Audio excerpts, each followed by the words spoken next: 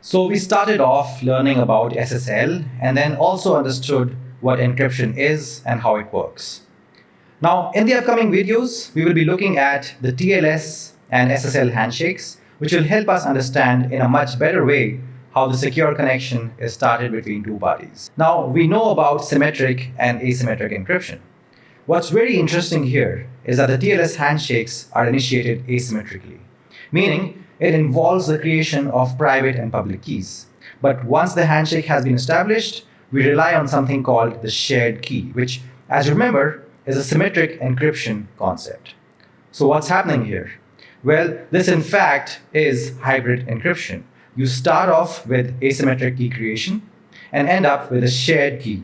You get the best of both worlds in this way. You get the security of asymmetric and the speed of symmetric encryption once the connection has been established. Now the challenge is, how do both the parties agree upon this shared symmetric key? Can you just share it over the network? No, we can't do that. So this is done with the help of some clever mathematics. And this is where Diffie-Hellman algorithm comes in. The genius of Diffie-Hellman is that instead of sharing the key with each other, the algorithm enables both the parties to arrive at the key with the help of some maths. And they both arrive at this key at the same time. So let's see how this works. So this is what Diffie-Hellman key exchange looks like from a 10,000 feet perspective. There's a user A, there's a user B, and we have the server which forwards the messages between them. User A creates a public and private key pair, which you know as the asymmetric key creation part. And the user B generates, again, a public and private key pair. User A shares his public key with user B, and user B in turn shares his public key with user A. And up until now, this is the ideal asymmetric encryption scenario. This is how it happens. But there's this change here, which is when A has the public key of user B and it has its own private key and public keys, it creates something called the shared key, which looks like this, KAB.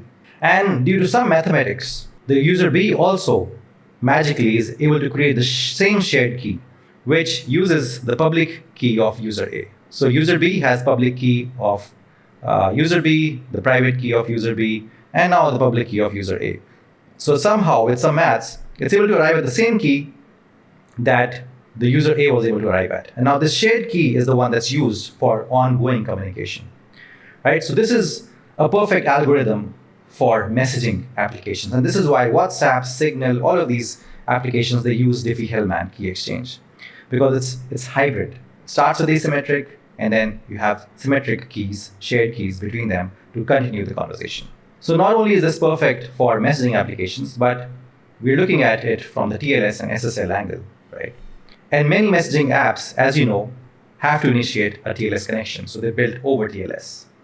And this is why it's important for us to understand this. So now what they do is they use the shared key to now decrypt messages sent from either party.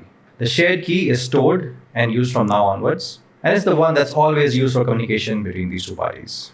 So now that we have understood how Diffie-Hellman works from a 10,000 feet perspective, let's take a deeper dive. So I quickly want to share something very important with you. If you've used Codex CLI or Claude Code recently, you know that humans won't be writing a lot of code in the near future. So what will humans be doing? And the answer is they will be architecting systems and understanding how software scales from a 10,000 feet perspective. So all the planning and architecting will be the human's job, and AI will be mostly responsible for the implementation. And you'll begin to see this in the next 3 years. There's no course on the market right now that prepares you for this. And this is why I've built a 3-month intensive advanced system design cohort. It's meant for people who have some industry experience and who want to move on to leadership positions like directors, VP engineering, or CTO positions. If you think you're the right fit, there's a form in the description and in the comments of this video. We'll check to see if you're a good fit, and then we'll set up a call with you. Now let's get back to the video. So from a deeper perspective, what it looks like is this. So we want the key exchange to take place without hackers getting access to the keys, right? And this is why both the parties, like user A and user B, they agree on just two numbers. They agree on a number called P, which is a large prime number. And the thing is, the larger it will be, the more secure the key becomes. The other number that the two parties agree upon is G, which is a number that's related to P mathematically. And this one is called the generator. Okay, so we have P, which is the prime number, and G, which is the generator. Now using P and G, we'll do something that helps us enable this whole key exchange and the creation of the shared key.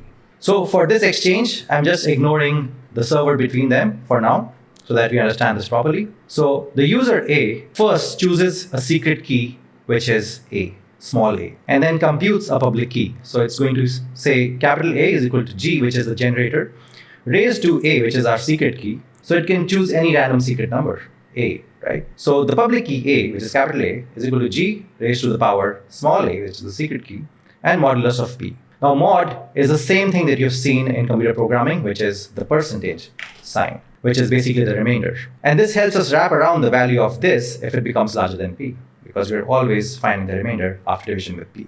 Now this public key is the one that's shared with user B. And at the same time, user B chooses another secret key, B, and it creates its own public key.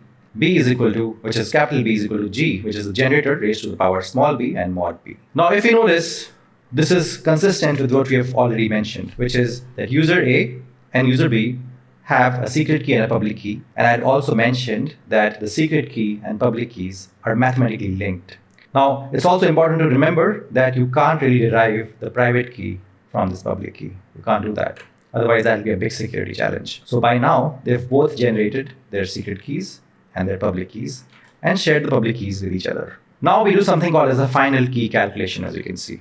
And what we do is we say B, which is actually the public key of user B, which is capital B. We raise it to the power of secret A, as you can see here, and then we say mod P. And we do a similar calculation on the other side. At user B, we take the public key of A and raise it to the power of secret of B, small b, and then mod P. So as you see, we are doing different calculations at user A and user B's side, but what ends up happening is you end up getting the same exact shared key at both sides. So how does that happen? So what you do is you just substitute the value of B here. So the value of B is actually G raised to power B, if you remember, with mod P. So you say G raised to power B, mod P, and then raised to power A, which is this A, right? So you've substituted the value of B here, which is G raised to power B, and this A, power of A is still there, and then mod B. So if you do this, if you've done like middle school maths, you know that G raised to the power B and then multiplied by A is basically essentially G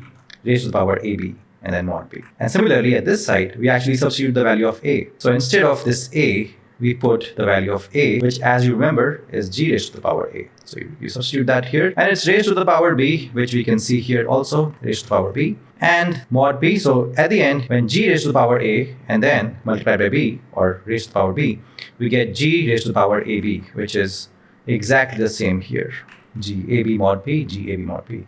And this is why, due to very basic maths, we're able to arrive at the same shared key with both of the users. So now the important thing to remember here is we didn't have to share the key from user B to user A or user A to user B. We didn't have to do that. We independently generated the shared key at both the sides by just sharing the public key. So public key is meant to be shared with each other, and even if the hacker comes to the public key, doesn't matter.